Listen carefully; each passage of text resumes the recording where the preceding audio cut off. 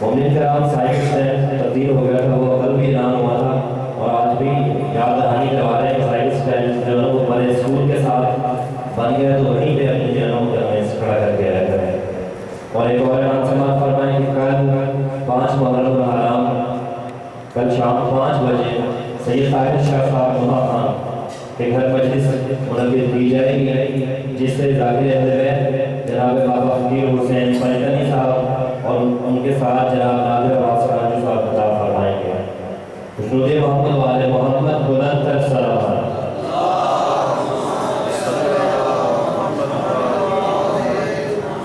تبدیل کبھی کالی ردا ہو نہیں سکتی، تبدیل کبھی کالی ردا ہو نہیں سکتی، کعبے سے جدا کرب و بلا ہو نہیں سکتی۔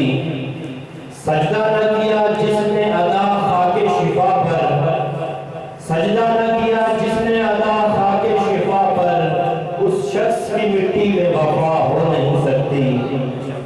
دولت کا قصیدہ نہیں حیدر کی ثنا ہے، دولت کا قصیدہ نہیں حیدر کی ثنا ہے، قیمت میرے لفظوں کی ادا ہو نہیں سکتی۔ دوزخ کو بنانے کا یہی ایک سبب تھا، دوزخ کو بنانے کا یہی ایک سبب تھا، ہر شخص کو حیدر کی ولا ہو نہیں سکتی، ہر شخص کو حیدر کی ولا ہو نہیں سکتی۔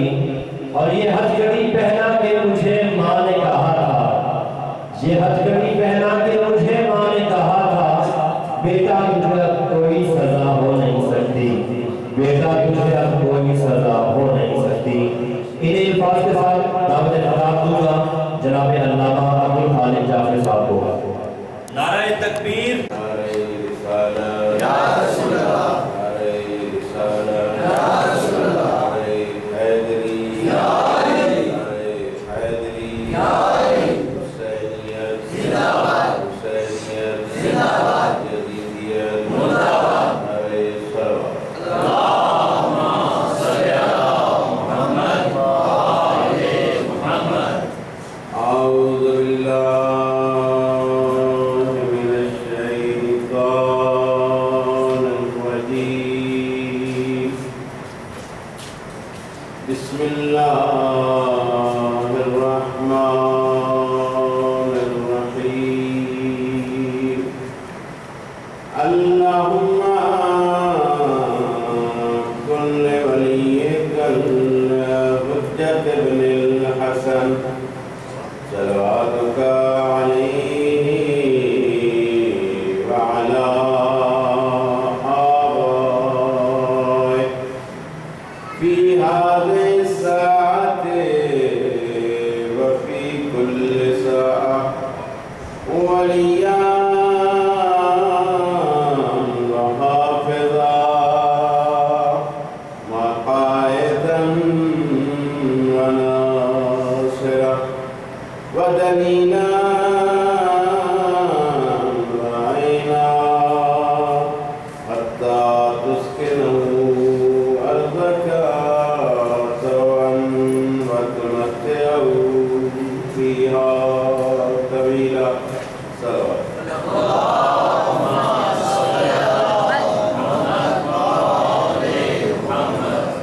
رب اشرح لي صدري ويسر لي أمري واحلل عقدة من لساني يفقهوا قولي نحمده ونصلي على رسوله الكريم وآله الطيبين الطاهرين المعصومين إن الله وملائكته يصلون على النبي يا أيها الذين آمنوا صلوا عليه وسلموا تسليما اللهم صل على محمد الله ناصره وعلي ناصره وجبريل خادمه والبراق مركبه وسدرة المنتهى منزله وقاب قوسين وأدنى مقامه عن النبي المؤيد والرسول المسدد والمصطفى الأمجد والمحمود الأحمد أبي القاسم محمد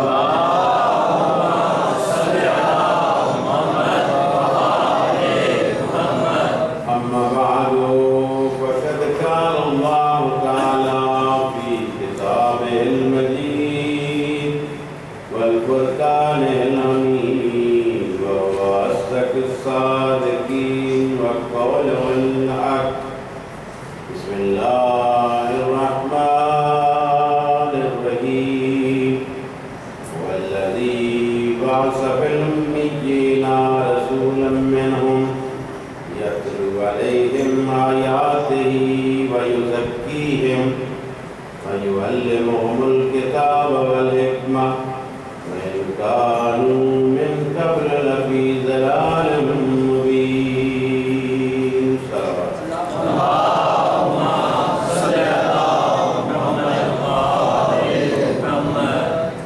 دیگر اسلام کی سربلندی کے لیے مذہب حقہ کی کامیابی کے لیے دشمنان مذہب حقہ کی نابودی کے لیے آپ تمام کی حاجات کی قبولی کے لیے مریضوں کی شفایابی کے لیے اور اسی طرح امام زمانہ علیہ السلام کے تعجیل ظہور کے لیے بابا سے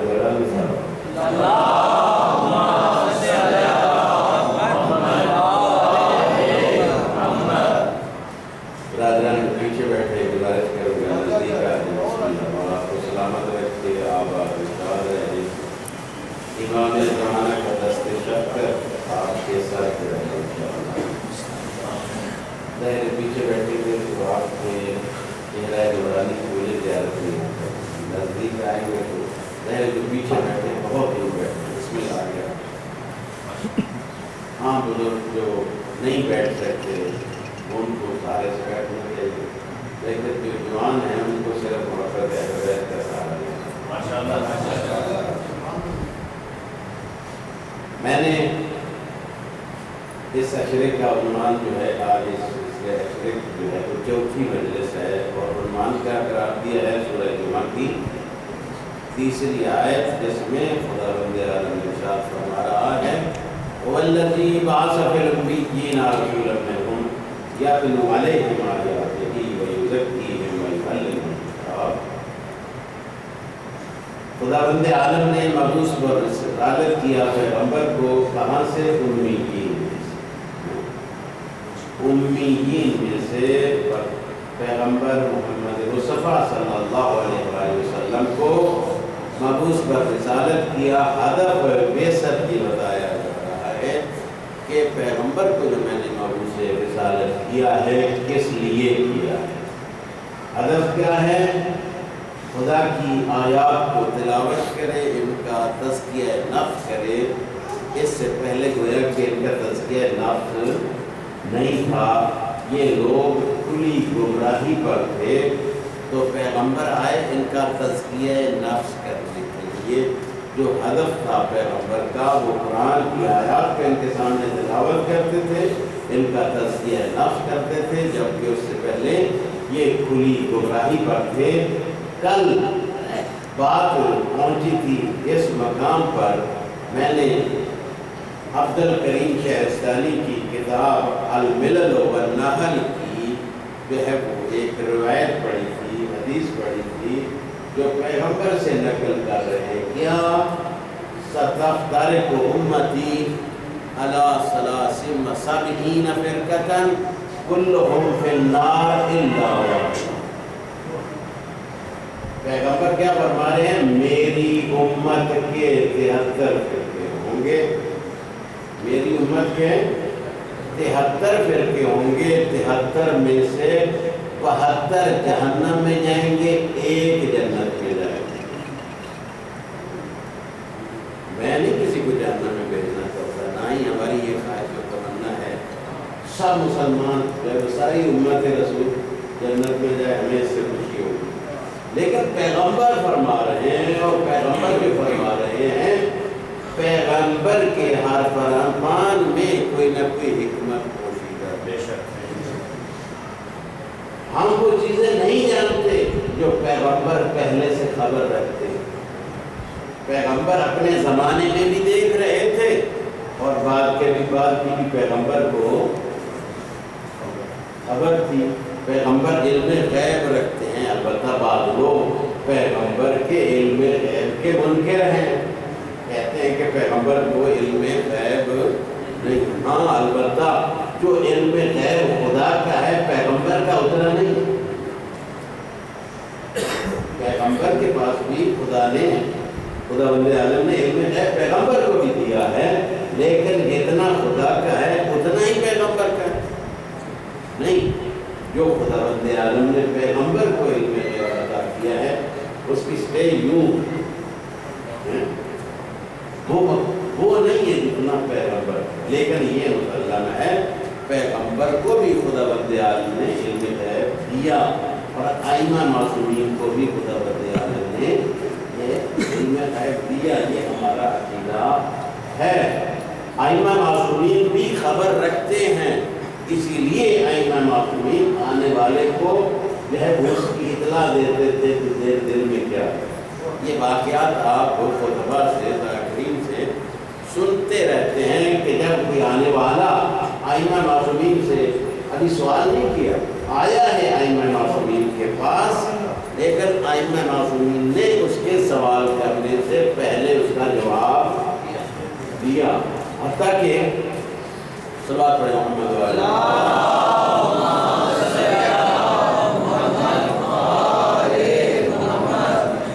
امام حسن عسکری علیہ السلام کا زمانہ ہے، ماننے والے بیٹھے ہوئے ہیں، باتیں ہو رہی تھیں، ایک ایسا بھی آ گیا کہ جو کما حقہ امام حسن عسکری کی معرفت نہیں رکھتا تھا، اس بات کو نہیں مانتا تھا کہ جو دل کی بات ہے امام بتا دیتے ہیں، ایسے لوگ اس وقت بھی تھے۔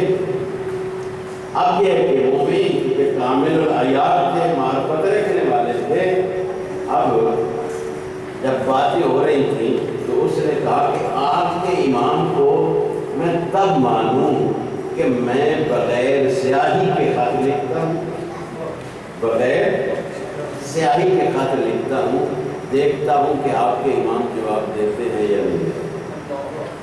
بغیر سیاہی میرے خط صحیح کے ساتھ لکھا جائے گا، پڑھ جائے گا، میں اس خط لکھتا ہوں، انہوں نے کہا کہ ٹھیک ہے آپ لکھیں، امام آپ کو جواب دیں گے۔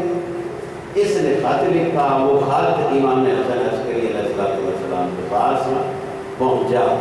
جواب میں امام نے ساتھ اس کا نام بھی رکھا اور اس کے باپ کا نام بھی،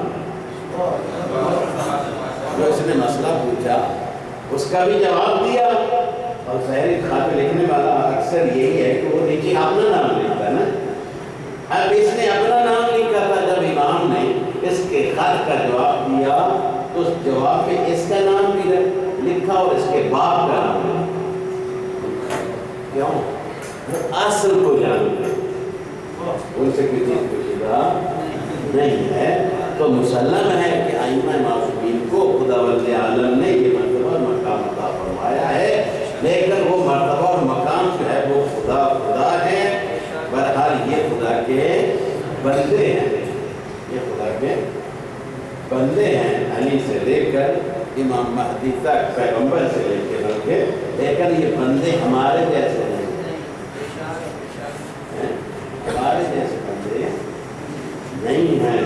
واقعہ جو بندگی کا حق ہے، ظاہر انہوں نے اس حق کو ادا کیا، تو اپنی ذمہ داری کو بندہ جو ہوتا ہے، جو خدا کے ہم سب بندے ہیں، لیکن ہم کتنی بندگی کرتے ہیں خدا کی۔ اور انبیاء اور ائمہ معصومین نے خدا عالم کی بندگی کیسے اور کس طرح کی، اور زمین ہماری بندگی میں اور ان کی بندگی میں زمینوں آسمان کا فرق ہے۔ جب انہوں نے ایسی بندگی کی تو خدا عالم پھر ان کے قصیدے قرآن میں پڑھ رہا ہے۔ یہ سورہ پوری علاقہ اہل بیت اطہار کا قصیدہ ہے، جگہ جگہ قرآن میں ان کے فضائل خدا بیان کر رہا ہے۔ تو کب بیان کر رہا ہے؟ ان کی عظمت کے نتیجے میں، ان کے کردار اور ان کی بات کے نتیجے میں۔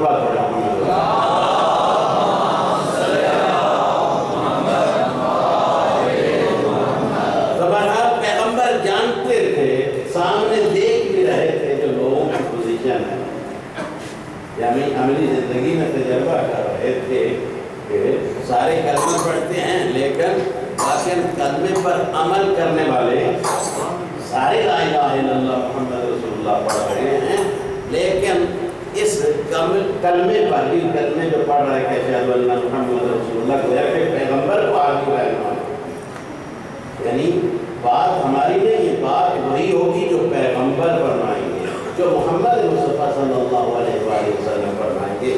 کہہ رہے ہیں زبان سے، کلمہ پڑھ رہے ہیں، لیکن کیا عملی زندگی میں ویسے عمل کر رہے ہیں؟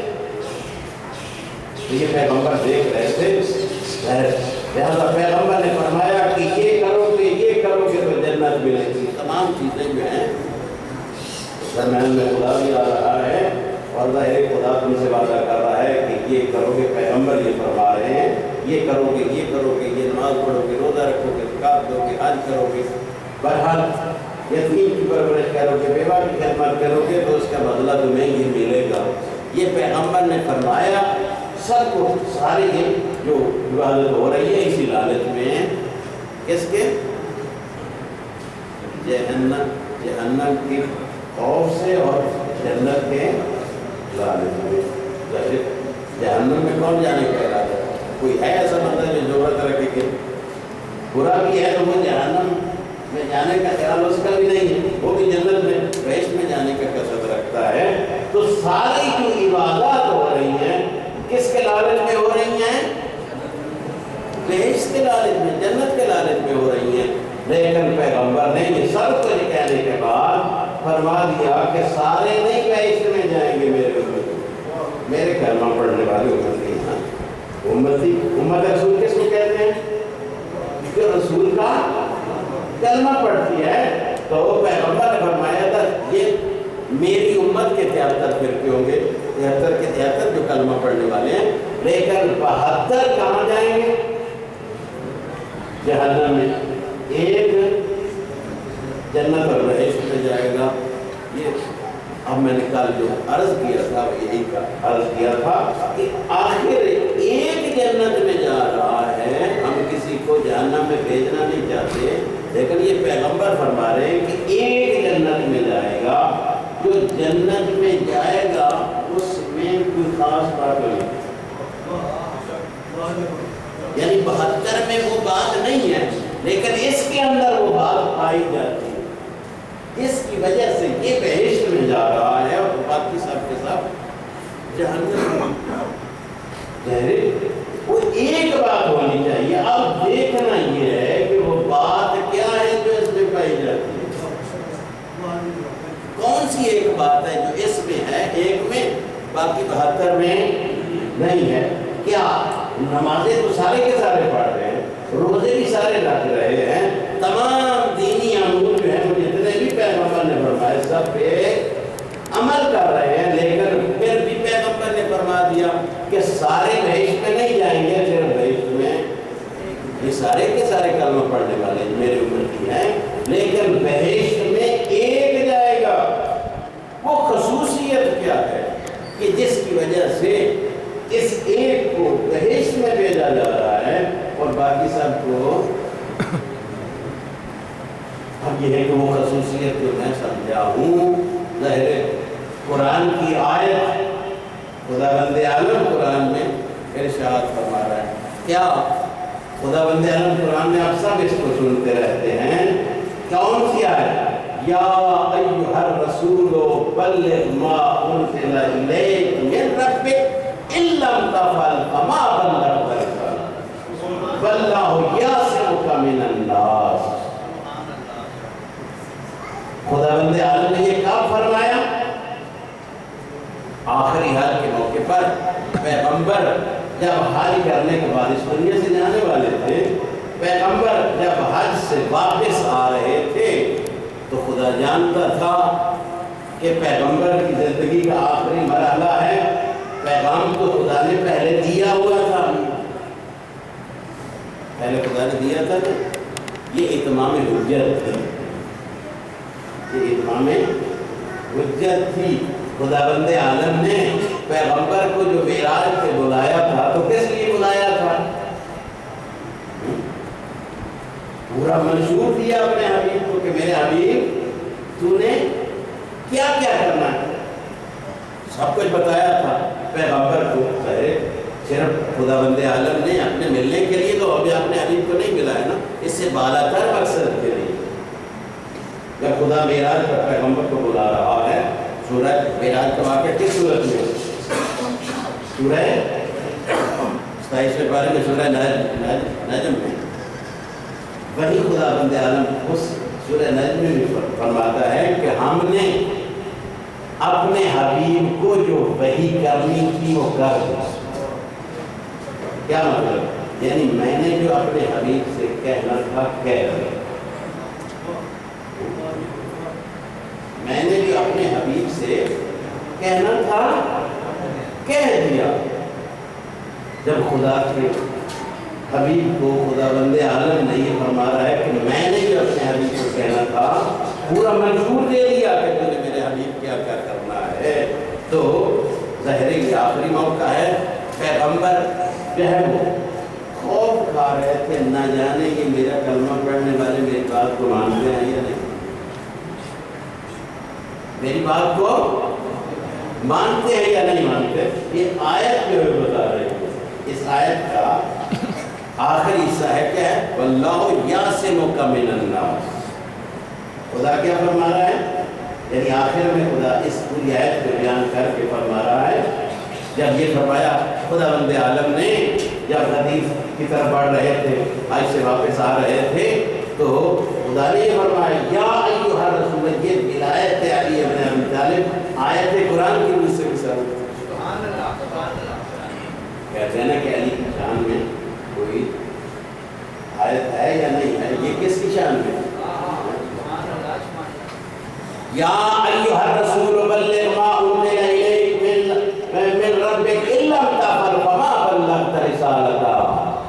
اے میرے حبیب، جس چیز کا تمہیں حکم دیا گیا ہے، فاوحا، جو میں نے کہی کی ہے تجھے، جو حکم دیا گیا ہے اس کو پہنچا دو۔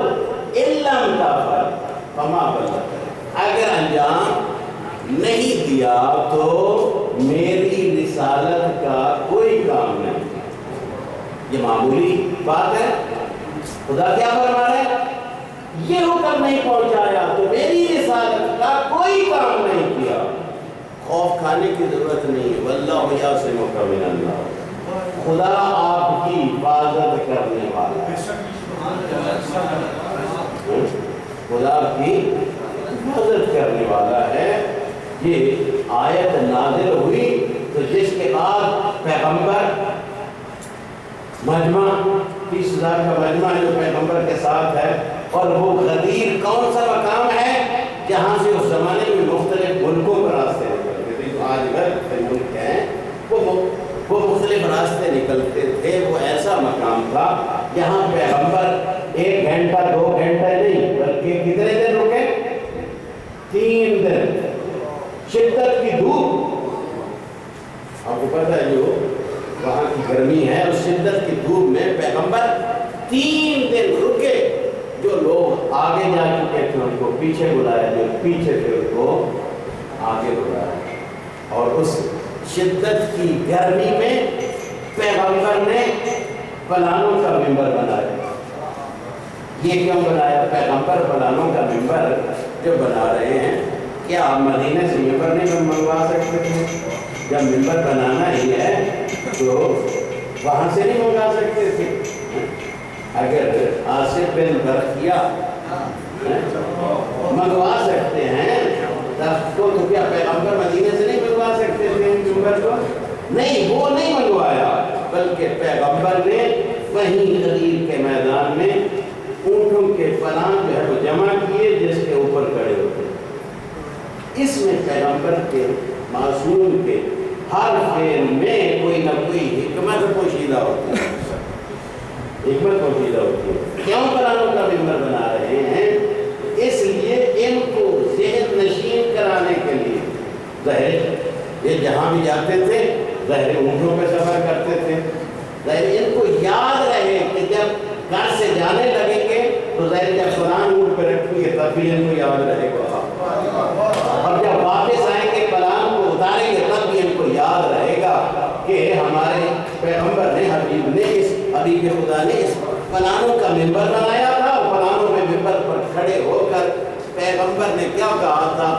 جو بات ہم فیس کرتے ہیں وہ یہی ہے جس کے بارے میں پیغمبر یہ فرما رہے ہیں کہ کوئی نہ کوئی ایک بات ہونی چاہیے جس کی وجہ سے یہ بحث پہ ایک جائے گا، ظاہر تو وہ کیا ہے؟ پیغمبر نے پلانوں کے ممبر پر کھڑے ہو کر کیا کہا تھا؟ علی کا بازو پکڑا تھا جس سے سفیدی نظر آئی تھی، اور بازو پکڑ کر پیغمبر نے کیا کہا؟ من کنت مولاہ فہذا علی۔